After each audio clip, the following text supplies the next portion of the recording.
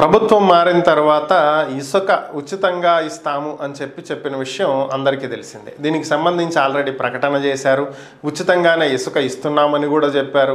కానీ ప్రతిపక్షం మాత్రం ఎక్కడా ఉచితంగా ఇసుక అందట్లేదు, గతంలో ఇచ్చినటువంటి రేట్లకే ఇస్తున్నారు అంటూ చెప్తూ వచ్చింది. అయితే ఇప్పటి వరకు ఇసుక బుకింగ్కి సంబంధించి ఆన్లైన్ పోర్టల్ అనేది అందుబాటులోకి రాలా. సో ఇప్పుడు ఏంటంటే పరిస్థితి, ఇక ఒక వారం రోజుల్లోగా పోర్టల్ అనేది అందుబాటులోకి రాబోతుంది అనేది ప్రస్తుతం మనకున్నటువంటి సమాచారం. ఇక ఆన్లైన్ ద్వారా కూడా ఇసుకను బుక్ చేసుకోవచ్చు అని చెప్పి తెలుస్తుంది. అయితే ఇక్కడ రవాణాకు సంబంధించి ఛార్జీలు ఫిక్స్ చేయాలని చెప్పి ప్రభుత్వం భావిస్తున్నట్లుగా తెలుస్తుంది.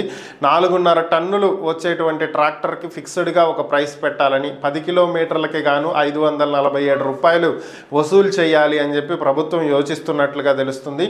అంతేకాకుండా గత ప్రభుత్వం రవాణా ఛార్జీల మీద వసూలు చేసిన దానికంటే 30% పెంచి వసూలు చేయాలి అని అధికారులు భావిస్తున్నట్లుగా సమాచారం. ఒకవేళ ఇదే గనక జరిగితే పేరుకి ఇసుక ఉచితమే కానీ ఇంటికి చేరే వరకు ఇసుక తడిచి మోపెడయ్యి మొయ్యలేనంత అయ్యేటువంటి పరిస్థితి అయితే కనిపిస్తున్నటువంటి పరిస్థితి. హైదరాబాద్లో ఆక్రమణలను తొలగించడానికి తీసుకువచ్చినటువంటి Hyderabad disaster management and asset protection agency. So దీనికి సంబంధించి ఇప్పటికే ప్రతిరోజు ఏదో ఒక మూల హైడ్రా పేరైతే వినిపిస్తూనే ఉంటుంది.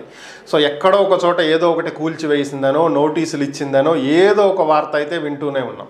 ఇప్పుడు ప్రభుత్వం ఒక కీలక నిర్ణయం అయితే తీసుకున్నట్లుగా తెలుస్తుంది. నిజంగా ఈ నిర్ణయం అయితే ఆహ్వానించదగ్గదే అని చెప్పి నేను అనుకుంటున్నా. ఎందుకంటే మనం గత 2-3 రోజుల నుంచి చెప్పుకుంటూనే ఉన్నాము, ఇక్కడ వెంచర్లు వేసేది, కబ్జాలు చేసేది అంతా కూడా బడా నేతలు లేదంటే రాజకీయ అండ ఉన్నటువంటి వ్యాపారస్తులే ఉంటారు తప్ప సామాన్యులు ఎవరు ఉండరు.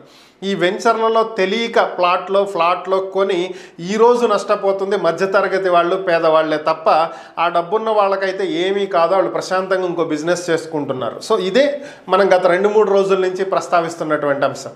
సో దీనికి సంబంధించే ప్రభుత్వం ఒక కీలక నిర్ణయం తీసుకోవటం జరిగింది. ఇక నుంచి ప్రభుత్వం ఏవైనా సరే నిర్మించటానికి అనుమతులు ఇచ్చేటువంటి సమయంలో హైడ్రా దగ్గర నుంచి ఎన్ఓసి తీసుకోవాలి అనేటువంటి ఒక క్లాజ్ అయితే పెట్టడం జరిగింది. అంటే అటు టౌన్ ప్లానింగ్ కానీ, జిహెచ్ఎంసీ కానీ, పొల్యూషన్ కానీ, వాటర్, అలాగే నల్ల, ఇలా అన్నిటికి సంబంధించి దేనికి సంబంధించిన అయినా సరే అనుమతులు వచ్చినా కట్టడానికి అవ్వదు, హైడ్రా అనుమతి ఖచ్చితంగా కావాల్సిందే, ఇది క్లారిటీ ఇచ్చేసింది. ఇక అంతేకాకుండా ఆల్రెడీ కబ్జాలు చేసి కట్టినటువంటి ప్రాంతాల్లో కూల్చివేతల వల్ల పేదలే ఇబ్బంది పడుతున్నారని చెప్పి తెలుసుకున్నటువంటి ప్రభుత్వం హైడ్రా దగ్గర నుంచి పర్మిషన్ తీసుకున్నట్లయితే వారికి యథావిధిగా తాగునీరు, నల్ల కనెక్షన్స్, కరెంట్ కనెక్షన్స్ అన్నీ ఇస్తాము, లేదంటే ఇవి కూడా కట్ చేస్తాము అని చెప్పి మరొక క్లారిటీ ఇచ్చింది. పేదలు కష్టపడుతున్నారని మా దృష్టికి వచ్చింది కాబట్టి ఈ చర్యలు చేపడుతున్నామని చెప్పి చెప్పడం జరిగింది. సో ఓవరాల్గా మేజర్గా కొన్ని తొలగించినప్పటికీ కూడా ఇప్పుడు ప్రభుత్వం ఒక ఆలోచనలో పడినట్లుగా అయితే కనిపిస్తుంది. ఈరోజు వైఎస్ఆర్ కాంగ్రెస్ పార్టీ అధినేత జగన్మోహన్ రెడ్డి గుంటూరు జైలుకి వెళ్ళటం, ములాఖాతులో భాగంగా వైఎస్ఆర్ కాంగ్రెస్ పార్టీ మాజీ ఎంపీ నందిగామ సురేష్ని పరామర్శించడం, అనంతరం ప్రెస్ మీట్ పెట్టడం ఇదందరికీ తెలిసిందే. దీనికి సంబంధించే టీడీపీ నేత మంత్రి మండిపల్లి రాంప్రసాద్ రెడ్డి స్పందించడం జరిగింది. ఆయన మాట్లాడుతూ జగన్మోహన్ రెడ్డి ఒక నిందితుడిని కలవటానికి జైలుకి వెళ్ళారని, ఆయన ఏమన్నా ఒక పెద్ద స్వాతంత్ర సమరయోధుడా, ఆయన్ని కలవటానికి వచ్చారు, కనీసం జగన్కి సిగ్గుందా అని చెప్పి ప్రశ్నించడం జరిగింది.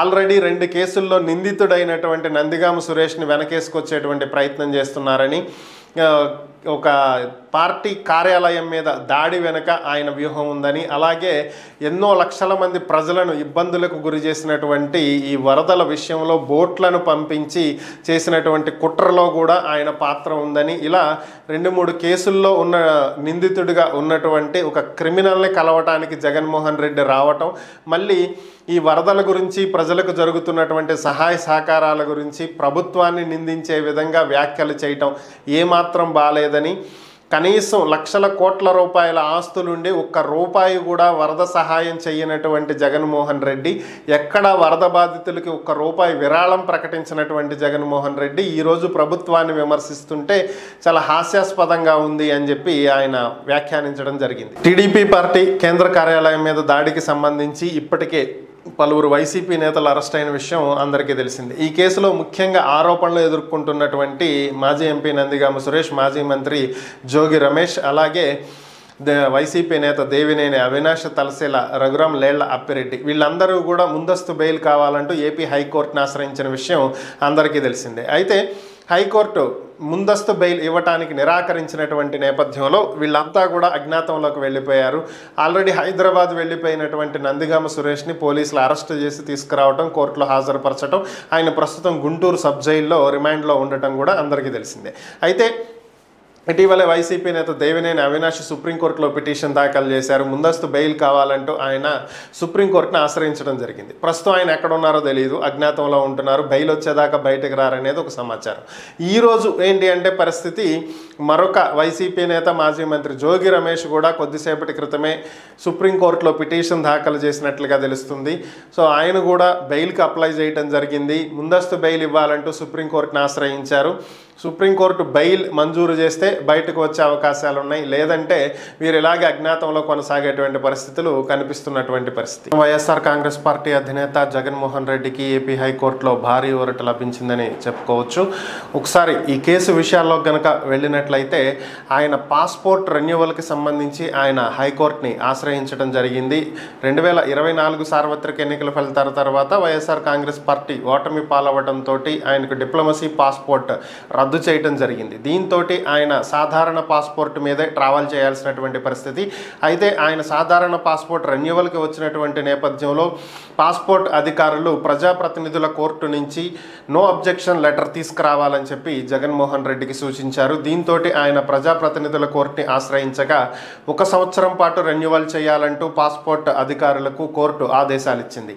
అయితే తనకు 5 సంవత్సరాలకి రెన్యువల్ కావాలి అంటూ జగన్మోహన్ రెడ్డి కోర్టుని ఆశ్రయించడం జరిగింది.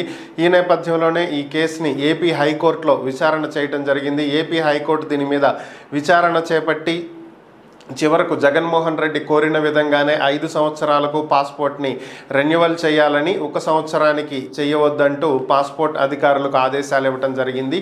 ఇక జగన్కి 5 సంవత్సరాలకి పాస్పోర్ట్ రెన్యువల్ కనుక ఈరోజు అప్లై చేసినట్లయితే పాస్పోర్ట్ వచ్చిన తర్వాత ఆయన విదేశాలకు వెళ్ళటానికి అవకాశం ఉంటుంది. ఇప్పటికే ఆయన సెప్టెంబర్ 3 నుంచి 25 వరకు యూకే వెళ్ళటానికి పర్మిషన్ తీసుకుని ఉన్నారు. ఇప్పటికి 11 రోజులు అయిపోయింది. సో ఇక మిగిలినటువంటి రోజుల్లో అయినా సరే వెళ్ళేటువంటి అవకాశం ఉందా లేదా అనేది చూడాల్సి ఉంది. ఏపీలో పరిస్థితులు ఎలా తయారయ్యాయంటే ఒక చోట కొద్దిగా కోలుకుంటున్నారు అనుకునే టైంకి మరొక చోట దెబ్బ తగులుతున్నటువంటి పరిస్థితి. అదే చెప్తారు కదా, మూలిగే నక్క మీద తాటికాయ పడ్డట్టు ఆల్రెడీ అప్పులు పాలైపోయినటువంటి రాష్ట్రాన్ని వరుసబెట్టి వరదలు, తుఫాన్లు దెబ్బ మీద దెబ్బ కొడుతూనే ఉన్నాయి. సో ఇటీవల విజయవాడలో వచ్చినటువంటి వరదలు, సో వీటి నుంచి కొద్దిగా కోలుకుని ఇప్పుడే ప్రజలు బయటపడుతున్నారు. ప్రభుత్వం ఇంకా ఈ వరద సహాయక కార్యక్రమాల దగ్గర నుంచి రెగ్యులర్ అంశాల మీద దృష్టి పెట్టబోతుంది అనుకున్నటువంటి టైంలో ఇప్పుడు గోదావరికి వరదలు వచ్చినటువంటి పరిస్థితి. ధవళేశ్వరం వద్ద భారీ స్థాయిలో వరద ఉధృతి ఉంది. 13 లక్షల క్యూసెక్కులకు పైగా వాటర్ బయటికి వదిలేస్తున్నటువంటి పరిస్థితి. 45 అడుగుల పైన వాటర్ ఉన్నట్లుగా సమాచారం. 2వ ప్రమాద హెచ్చరికను ఎగరేసినట్లుగా తెలుస్తుంది. ఈరోజు ముఖ్యమంత్రి చంద్రబాబు నాయుడు ఏలూరు జిల్లాలో పర్యటిస్తున్నారు, కాకినాడ జిల్లాలో పర్యటిస్తున్నారు. ఈ గోదావరి వరదల వల్ల ముంపుకు గురైనటువంటి ప్రాంతాల్లో ఆయన పర్యటిస్తున్నటువంటి పరిస్థితి. ఇక్కడ కొద్దిగా చక్కబడుతుంది అనుకునేటువంటి టైంలో ఇప్పుడు గోదావరి వరదల కారణంగా ఇప్పటికే ఉమ్మడి ఉభయ గోదావరి జిల్లాల్లో ఉన్నటువంటి లోతట్టు ప్రాంతాల ప్రజలను అధికారులు ఇప్పటికే సురక్షిత ప్రాంతాలకి తరలించడం కూడా జరిగింది. ఇక అక్కడ వరద నష్టం ఏ విధంగా ఉంటుంది, సహాయక చర్యలు ఎలా చేపట్టాలి ఏంటి అనే వాటి మీద దృష్టి సారించేటువంటి పరిస్థితులు కనిపిస్తున్నాయి. సాధారణంగా పోలీసులు తీసుకునేటువంటి చర్యలు ఏ విధంగా ఉంటాయి అనేది ఒకసారి పరిశీలించినట్లయితే అక్రమంగా తరలించేటువంటి గంజాయి కావచ్చు, లేదంటే డ్రగ్స్ కావచ్చు, లేదంటే మద్యం కావచ్చు, ఇలాంటి ఏవైనా సరే పోలీసులు ఏం చేస్తారంటే వీటన్నింటినీ కూడా నాశనం చేసేస్తూ ఉంటారు. సింపుల్గా చెప్పాలంటే ఎక్కడైనా సరే అక్రమ మద్యం కనుక పట్టుకుంటే ఆ కార్లు సీజ్ చేస్తారు, కోర్టుకు పెడతారు, అది వేరే విషయం. సీజ్ చేసినటువంటి మద్యం బాటిళ్లను ఏం చేస్తారంటే పై అధికారుల ఉత్తర్వుల మేరకు వీటన్నింటినీ ఒక రోడ్ రోలర్తో తొక్కించేయటం కానీ ఇలాంటివి చేస్తూ ఉంటారు. సరిగ్గా ఇదే పని గుంటూరు పోలీసులు చేసినటువంటి పరిస్థితి. వివిధ కేసులలో పట్టుకున్నటువంటి అక్రమ మద్యం బాటిళ్లన్నింటినీ కూడా పై అధికారుల సూచనల మేరకు వీటన్నింటినీ తొక్కించి నాశనం చేయాలని చెప్పి వాళ్ళు ఫీల్ అయ్యారు. సో దీంట్లో భాగంగానే వీళ్ళు మొత్తం మద్యం బాటిల్స్ అన్నింటినీ కూడా ఒక చోటకి డంపింగ్ యార్డ్ దగ్గరికి చేర్చడం జరిగింది. అన్నింటినీ ఒక వరుసలో నీట్గా పేర్చి తొక్కిద్దాం అనుకునే టైంకే ఒక అద్భుతం జరిగినటువంటి పరిస్థితి. ఏంటి అంటే ఆ చుట్టుపక్కల ఉన్న మందుబాబులు అందరూ వచ్చేసి తలా ఒక బాటిల్ చేతికి ఎన్ని అందితే అన్ని పట్టుకుని జంప్ అంట. సో పోలీసులు వీళ్ళని అదుపు చేయలేకపోవటం, దొరికిన వాళ్ళ దగ్గర నుంచి బాటిల్స్ లాక్కున్నటువంటి పరిస్థితి, కొంతమంది వాళ్ళకి దొరకకుండా తప్పించుకుని పారిపోయినటువంటి పరిస్థితి. ఫ్రీగా మద్యం దొరుకుతుంది కదా పాపం, వాళ్ళు ఎందుకు వదిలిపెడతారు మద్యం ప్రియులు. సో పట్టుకున్నటువంటి బాటిల్స్ని కూడా పోలీసులు చివరికి అలా చేజార్చుకోవాల్సి వచ్చింది. పోలీసులకి భారీ షాకే ఇచ్చారు ఈ మందు బాబులు. ఐఏఎఫ్ ఫ్లయింగ్ ఆఫీసర్ మీద తన వింగ్ కమాండర్ అత్యాచారానికి పాల్పడ్డారు అంటూ ఆమె ఫిర్యాదు చేయడం జరిగింది. దీనికి సంబంధించినటువంటి వివరాల్లోకి కనుక వెళ్ళినట్లయితే ఇండియన్ ఎయిర్ ఫోర్స్ ఐఏఎఫ్లో ఈ ఏడాది మొదట్లో అంటే డిసెంబర్ 31 గత ఏడాది చివరన న్యూ ఇయర్ వేడుకలు జరుగుతున్నటువంటి సమయంలో ఆ రోజు రాత్రి గిఫ్ట్ ఇస్తానంటూ వింగ్ కమాండర్ తన్ని ఇంటికి పిలవటం జరిగిందని, దానికి ఆమె వెళ్ళటం జరిగిందని, వెళ్ళిన తర్వాత అతను అసభ్యంగా ప్రవర్తించారని, అతని భార్య పిల్లల గురించి అడిగితే ఎక్కడో ఉన్నారులే అనేటువంటి సమాధానం చెప్పడం జరిగిందని, తర్వాత ఆమె మీద దాడికి పాల్పడటం జరిగిందని, ఎంత వారించినా కూడా అతను వినలేదని, చివరికి అతన్ని తోసేసి పారిపోయి బయటకు రావాల్సి వచ్చింది అని చెప్పి ఆమె కంప్లైంట్లో నమోదు చేయడం జరిగింది. దీనికి సంబంధించి వివరాలు నోట్ చేసుకున్నటువంటి పోలీసులు దర్యాప్తు చేస్తున్నటువంటి పరిస్థితి. ఈ నేపథ్యంలోనే ఐఏఎఫ్ అంతర్గత వ్యవహారాలకు సంబంధించినటువంటి కమిటీ మాత్రం ఇలాంటిదేమీ జరగలేదు, ఇది పూర్తిగా అవాస్తవం అంటూ వాళ్ళు చెప్తున్నటువంటి పరిస్థితి. సో ఓవరాల్గా దేశవ్యాప్తంగా ఇదే పరిస్థితి, మహిళల మీద దాడులు, అత్యాచారాలు, హత్యలు.